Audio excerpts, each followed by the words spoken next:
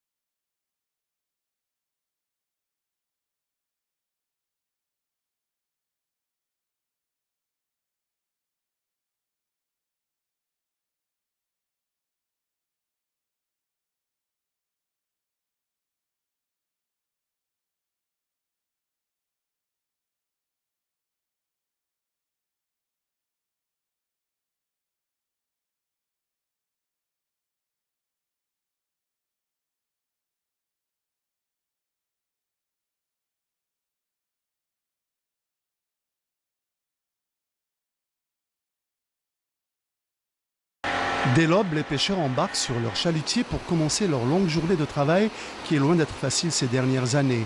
Le matériel, les moteurs, les filets et le carburant sont devenus hors de prix et la pêche n'est plus aussi abondante qu'avant à cause de l'embargo, sans compter sur le risque qu'ils encourent car la zone de pêche limitée permise par l'entité sioniste aux marins palestiniens est sous haute surveillance.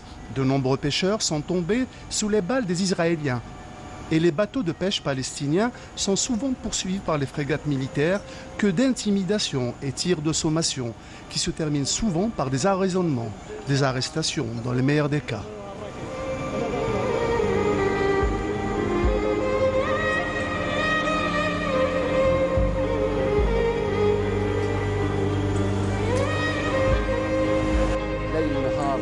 Jour et nuit, les Israéliens nous tirent dessus. À même pas 3000 des rivages, plusieurs marins ont été tués par les frégates de guerre israéliennes. Sans aucune raison, et je ne parle pas des nombreux blessés et bateaux détruits et réduits en cendres par les missiles de l'entité sioniste. Moi je le sais, et tout le monde sait qu'il y a une colonisation par Israël, et elle nous fait subir toutes ces exactions.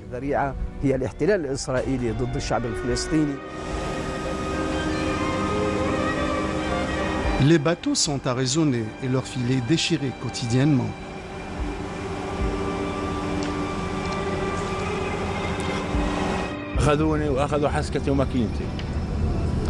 Ils m'ont emprisonné, pris mon moteur, tout a été détruit, ils n'ont rien laissé d'intact.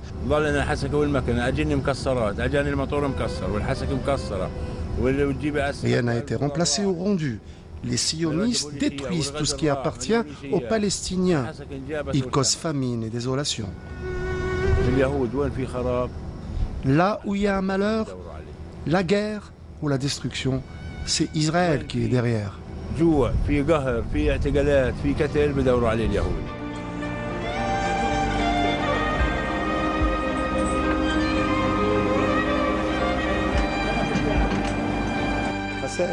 Nous enregistrons des dommages qui s'élèvent à 400 000 $ causés par les attaques de l'entité sioniste sur les bateaux des pêcheurs et les dégâts occasionnés par ces exactions, sans compter les pertes indirectes qui s'élèvent à 2 millions de $, depuis le blocus maritime que subissent les pêcheurs.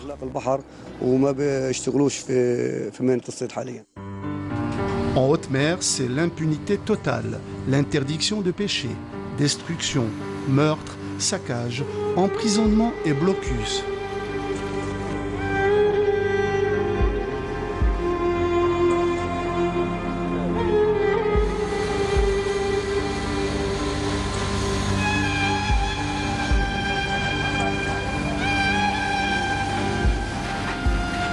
اجوا علينا القوات الخاصه الاسرائيليه قوه كوماندو.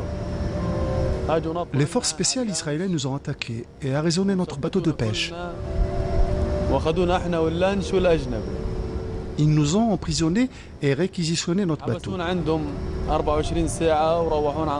Ils nous ont gardés 24 heures et le bateau est resté chez eux pendant 10 jours.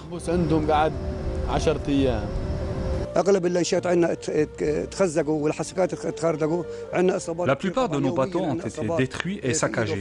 Nous enregistrons quotidiennement des cas de blessures et de destruction de nos bateaux et des tirs d'artillerie. Depuis le début du mois de mai, le colonisateur israélien a fermé tous les passages est. Même la mer est sous le blocus. Et les 3 miles autorisés à la pêche sont pas poissonneux. La situation sociale des pêcheurs ne fait qu'empirer de jour en jour. Les patrouilleurs de la marine israélienne ne s'arrêtent pas à l'encerclement des chalutiers palestiniens. Elles les pourchassent, leur tirent dessus. Les pauvres pêcheurs vivent au jour le jour en espérant un avenir meilleur. C'est un vrai blocus imposé par les Israéliens. Les pêcheurs n'ont pas intérêt à dépasser le port.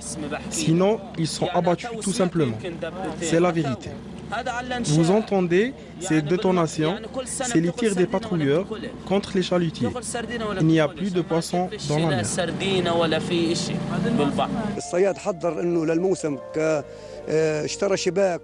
Les pêcheurs sont préparés pour la saison de pêche comme d'habitude. Ils ont acheté les équipements, vendu leurs biens pour travailler, mais sans compter sur le blocus maritime qui a réduit toute année. Les pauvres pêcheurs sont endettés, ils n'ont pas travaillé cette saison. Ils se sont encore plus endettés. Moi, en tant que président de l'association des pêcheurs, je dois aux pêcheurs 600 000 $. Je ne peux plus leur prêter plus d'argent car les caisses sont vides.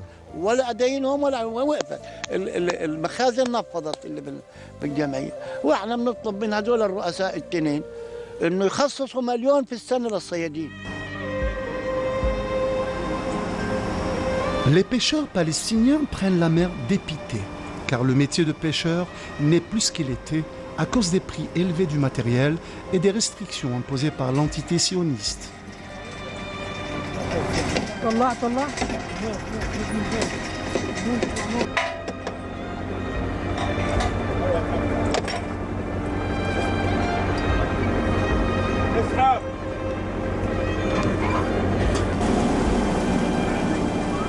La maigre pêche d'aujourd'hui montre bien que la zone de pêche autorisée ne permet pas de faire une bonne journée et les harcèlements incessants et les intimidations des patrouilleurs ne font qu'aggraver la situation.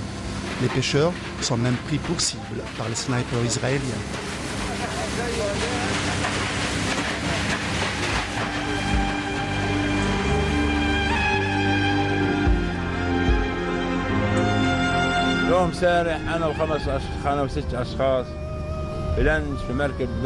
Hier, en compagnie de 6 de mes amis pêcheurs, en plein Ramadan, à bord de notre bateau, nous avons été attaqués par un patrouilleur israélien pendant qu'on dînait. La frégate nous a percutés de plein fouet, détruisant complètement notre embarcation.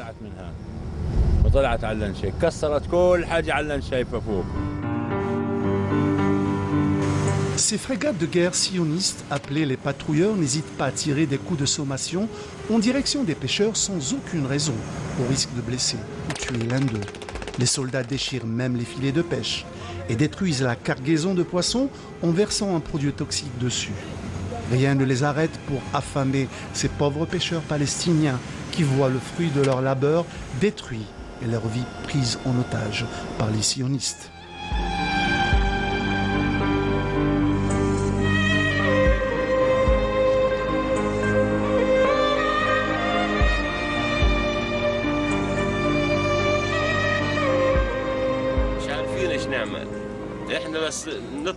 Nous ne savons plus que faire. À peine nous dépassons la zone de pêche autorisée, les patrouilleurs nous canardent et détruisent notre équipement. Pas seulement. Les humains ne sont pas épargnés aussi.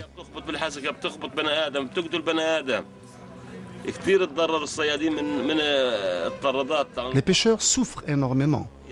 À peine la zone dépassée, les patrouilleurs nous pourchassent et essaient de faire chavirer nos embarcations et nous bombardent de partout. Pourquoi sommes-nous traités de la sorte ?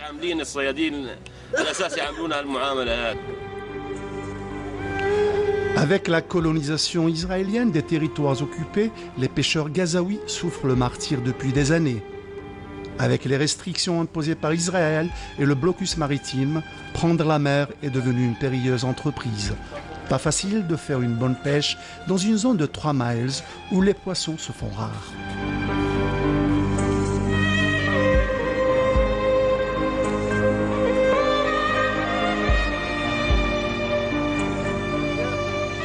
Le son des tirs sionistes indique aux pêcheurs la limite où s'arrête la zone de pêche autorisée.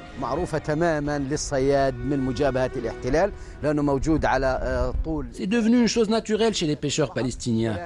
Il aurait été préférable de mettre des bouées signalétiques pour indiquer ces limites au lieu de tirer sur ces pauvres pêcheurs.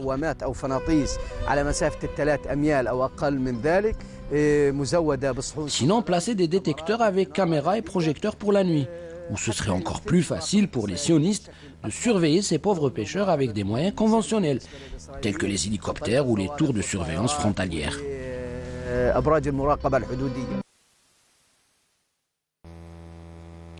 La situation des pêcheurs ne fait qu'empirer de jour en jour. Les patrouilleurs de la marine israélienne ne s'arrêtent pas à la seule surveillance des chalutiers palestiniens, mais les poursuivent et leur tirent dessus également, mettant ainsi leur vie en danger. Décidé à combattre les affres de la vie, le pêcheur résigné sort travailler tant bien que mal, espérant des jours meilleurs. L'avenir semble incertain dans ces eaux troubles.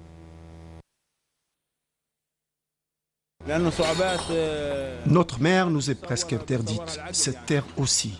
Les difficultés demeurent réelles, nos propres maisons nous sont interdites. Prendre la mer est devenu dangereux. Vivre sur cette terre l'est également. Personne ne s'inquiète de notre sort.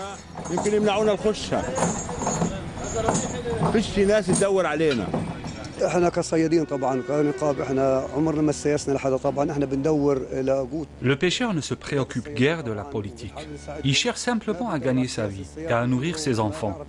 Il ne connaît pas la politique. Et ce qui l'intéresse, c'est pêcher et subvenir aux besoins de sa famille. Les pêcheurs ne s'arment pas.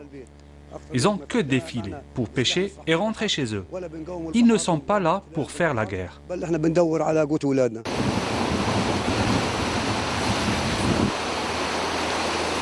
Les pêcheurs sont à présent réduits pratiquement au chômage à cause du blocus maritime israélien. Une vraie catastrophe pour les pêcheurs qui voient leur situation sociale se détériorer de plus en plus sans pouvoir subvenir aux besoins de leur famille.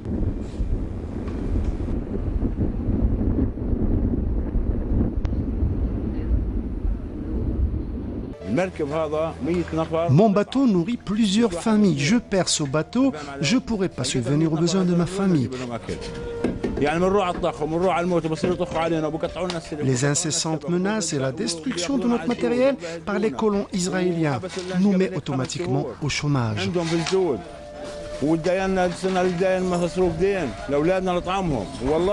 Comment faire pour récupérer nos bateaux qui sont retenus pendant des mois quand on sait que chaque bateau coûte des milliers de dollars?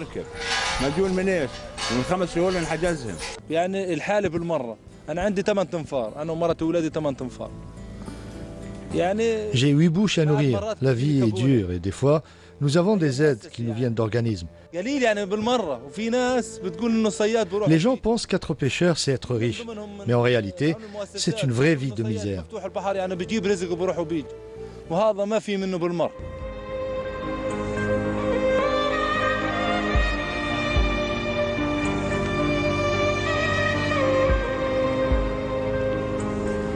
Un véritable soutien aux pêcheurs et l'amélioration de leurs conditions de vie ne dépendent pas seulement d'une entité gouvernementale, ni d'un organisme international.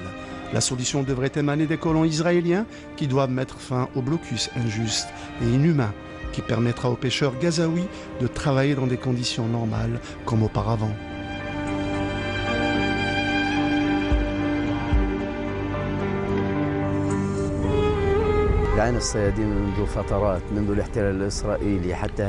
Nous souffrons depuis toujours des mesures coercitives prises par l'entité sioniste à l'encontre des pêcheurs palestiniens, selon la situation politique et notamment depuis la détention du soldat israélien Shalit.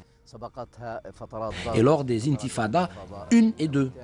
Pendant la détention du soldat Chalit, la zone de pêche autorisée est passée de 3 miles à 1 mile, sinon à l'interdiction simplement de pêcher.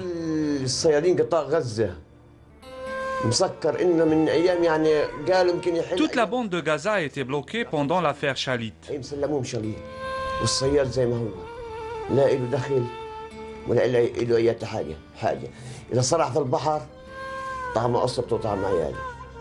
Pourquoi maintenir le blocus puisqu'il a été libéré? Le soldat est libre, mais nous, non.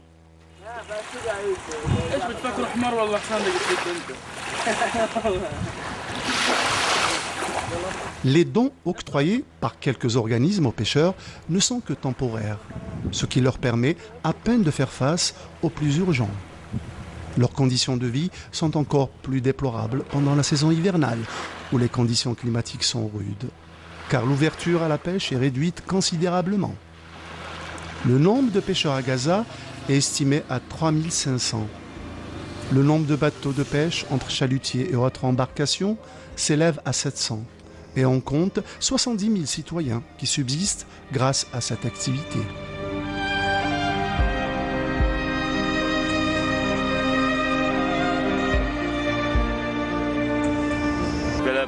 Nous avons bénéficié d'aucune subvention, à part une fois. Nous avons reçu un don alimentaire. Et ce n'est pas tout le monde qui en a profité.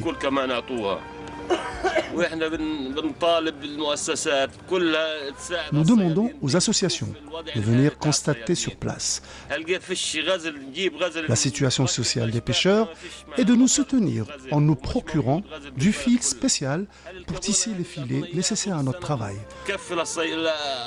Nous sommes lésés, nous les pêcheurs.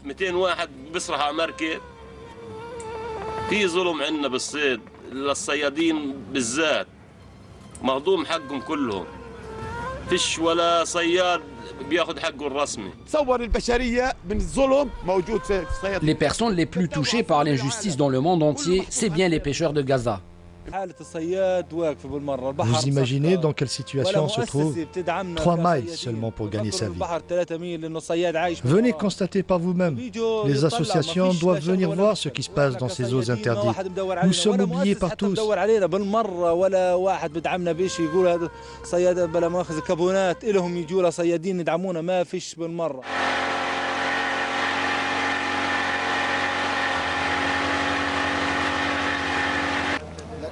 Malgré les obstacles que rencontre le pêcheur gazaoui dans sa vie quotidienne, il arrive à surmonter tous les dangers en prenant la mer, même si des fois, il dépasse la zone de pêche autorisée.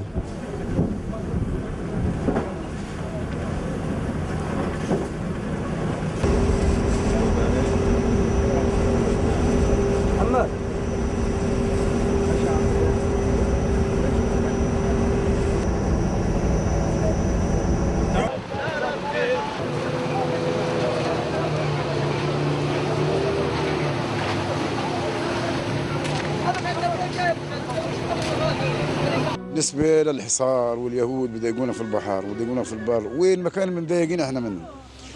لقيتها بنحصل اللانش ملان عشب شايفه انت كيف؟ عشب تحت. Quand vous voyez, nos bateaux sont recouverts d'algues et de coquillages. بضلوا في المي اللانش. لقيت بيجي بنحصله في الشبويه هذه اسمها بويه السم تجينا من برا. À force d'être hackés, nous n'avons pas de matériel disponible. Ici, nous importons tout. ما بتضايقنش كثير. هذه البويه السم بتقعد 6 اشهر على اللانش كويسه. Dans Gaza, nous manquons de tout. Avec le blocus, nous sommes étouffés et nous nous retrouvons démunis. كل هذا شيء من برا بيجينا ولا حاجه متوفر لنا في القطاع شيء بتوفر لنا هان ولا حاجه.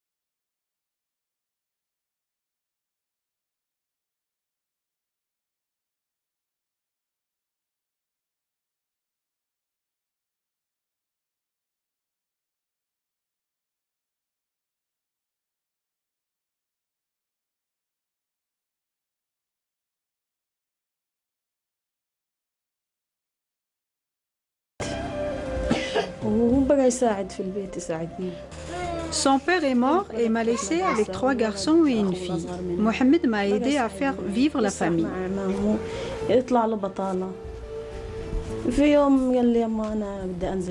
Au chômage, il a décidé de suivre son oncle à la pêche. À 6 heures du matin, il est sorti avec son oncle pour pêcher, mais n'est pas rentré le soir.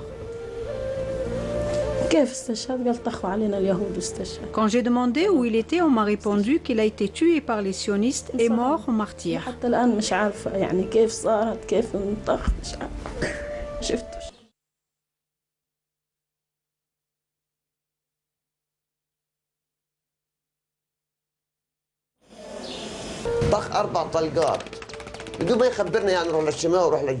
Ils ont tiré sur nous à plusieurs reprises. C'est arrivé sans aucune raison. Mohamed a été touché grièvement. Ça nous a pris du temps pour rejoindre le rivage. En arrivant, Mohamed était déjà mort.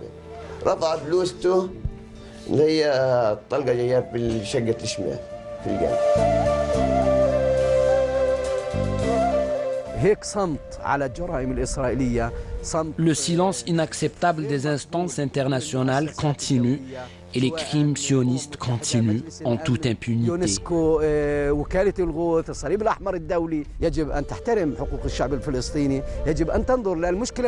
sont l'UNESCO, les Nations Unies, la Croix-Rouge internationale? Déjà plus de 60 ans que la question palestinienne se pose et reste non résolue.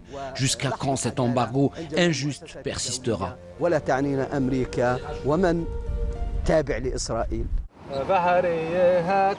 Reste-t-il encore un espoir pour ces pêcheurs de retrouver une mer libre comme elle l'était auparavant et exercer leur métier en toute quiétude? Une seule solution, c'est de faire pression sur l'hydre sioniste pour qu'elle mette fin à ce